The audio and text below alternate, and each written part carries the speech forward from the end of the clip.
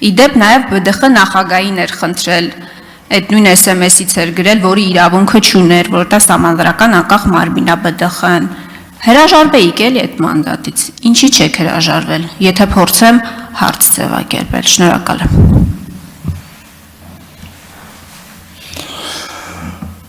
Դժվար է, շատ դժվար հարց է, որովհետև հասեք այս ժամանակվա իմ պատասխանը հետևյալն էր, մասնավորապես, որ փաստորեն այդ ժամանակ արդեն այդ մանր եղջավորանացուների հետ կապված գործը ընթացքի մեջ էր եւ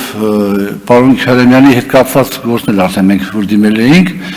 ընթացքի մեջ էր չհաշված տղայիս մասնակցությամբ ընկերության հետ կապված գործը եւ եթե ես հրաժարվեի մանդատից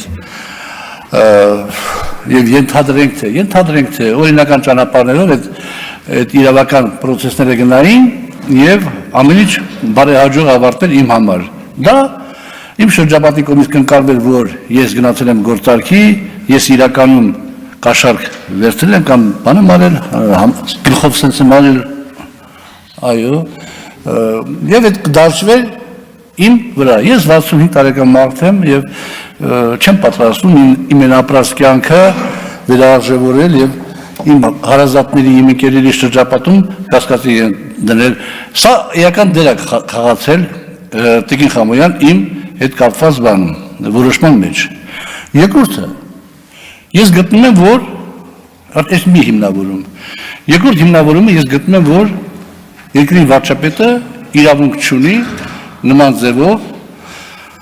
SMS-ներ գրի պատգամավորներին, պաշտոնյաներին եւ այլ ինչու թերևս պատգամավորներին որպես կուսակցության վարչության նախագահ էլի կարող է այդ իրավունքը ունի գրելու բայց արդեն ուժային կառույցներին ԲԴԽ-ին ինքը այդ իրավունքը չունի պարզ հասարակ բացատրությամբ որովհետեւ կարող պատահի մի որոշ ժամանակ հետո մեր երկրի ղեկավար դառնա մի մարդ որը չունի Նիկոլ Փաշինյանի կամային հատկությունները, մտքի ճկունությունը, ուժը, դիմադրողականությունը եւ այլ։ Եվ այդ երկրի ղեկավարին ինչ-ինչ հանգամանքների բերումով, ինչ-ինչ ծառայություններ ստիպեն ասեն, հենց հիմա նստի մատ SMS գրի թող Խամոյանը հրաժարվի մանդատից, որտեղ ինքը խանգարում է խաղաղության պայմանագրի կնքմանը։ Այդ մարդը որ ասի չեմ կարող գրեմ ոնց, բայց խղճի չես կարող գրես, արդեն ձեզ մոտ այդ ավանդույթը կա։